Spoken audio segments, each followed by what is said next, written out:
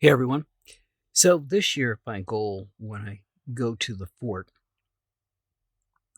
is not just to take pictures of the event itself, but to get the details. Now, I've mentioned this before in other places, but when they do their uniforms, they pay close attention to making it authentic. And you might think, well, what needs to be authentic? Just the style? No. So if you take a good look at the uniforms that were in use at the time, you'll see all kinds of little details. For example, the 26th Regiment had the number 26 on all their buttons. It wasn't carved into it. It was actually embossed on the outside of the button. So the button was made with a raised 26 on it, stylized even. It wasn't just a straight 26 like you'd see coming out of a typewriter, for example. You'll see little patches of color. You'll see on one set of uniforms that look like a pair of hearts that you wouldn't notice if the bottom of the uniform jacket wasn't pulled up and attached. So there's a lot of little details in the outfits. But one thing that seemed to occur during the time, and was very surprising to me actually, was the amount of detail they put into everything. The soldiers would carve designs and their names and other things into their powder horns. Now, again, these were usually a bone material. It was an actual horn. And they would carve designs into those. They might carve designs, or at least their name, into their the boxes that they carry their stuff around in, so they know it's theirs. But if you look at the canon of the time, it wasn't just a bare tube that they used. Now, you've probably seen it where it looks like it was segmented. There were little areas where there's a raised section. But some of them were really detailed in the amount of things that they put in the canon. Now, think about this. This is just something that you're going to use very utilitarian, right? It's not on display someplace. It's just something that's going to be used out in the field, yet they would stylize certain aspects of it. For example, I believe it was the French ones that had these raised things on the side that looked like you would lift the cannon with them, which I don't recommend because they didn't look strong enough to do it.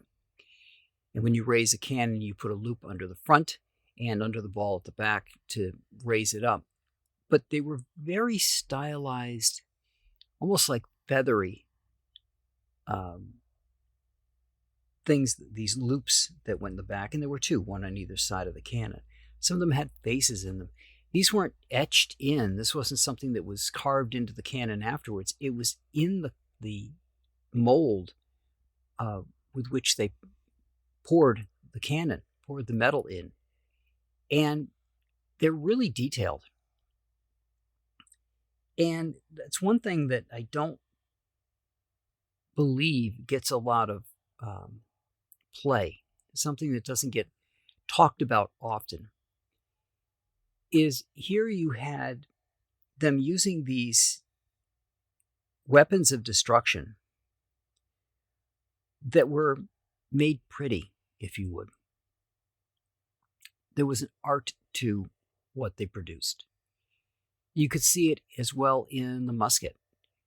I mean, a musket, if you look at a contemporary gun, right, all you've got is the hammer that falls down on a platter that has your flint and your gunpowder on a muzzle loader so that it would just set the spark. Traditional guns today are not, there's no art to them. There's more just function. Yet if you look at some of the muzzle loaders of the time, if the barrel didn't have something on it to decorate it, you could almost guarantee that the hammer did. The platform that it hits would also have decorative pieces to it as well. So while I'm talking about shooting events at Fort Ticonderoga, remember there's a lot of places where you can see all kinds of little details that you may not have expected to be there. And this applies to all events. And make sure you get those details. If you're a wedding photographer, there's usually some very stylized things on the cake itself. And it's one thing to take a picture of the cake, but do you get close-ups of those extra little things that the baker added to the cake to make it special? Because just like the Canon, anybody can make the basic design, but it takes an artisan to make it special. So when you're shooting an event, or shooting anything for that matter, pay attention to the details. Now, that may require you to use a little bit different lens than you would use for portraits. For example, I like to use a 50 millimeter, did for years, for doing portrait photography, because as you know, 50 millimeter is about as close as you get to what the human eye sees as far as range. It's not any more wide angle than a human eye, nor is it more narrow. But when you're going to be shooting these details, you're going to need something that can zoom in on the details. So you're either going to have in your kit a macro lens, like 100 millimeter, that you can use, or you're going to need something that allows you to zoom into what you're doing to get those extra little bits of detail. And another thing, the bags that the 26th carried also had a metal 26 on the outside of the bag that they used for carrying their the little capsules with the gunpowder and the shot in it that they would use in their muskets. So all kinds of just little detail, little things that were added that had no real function.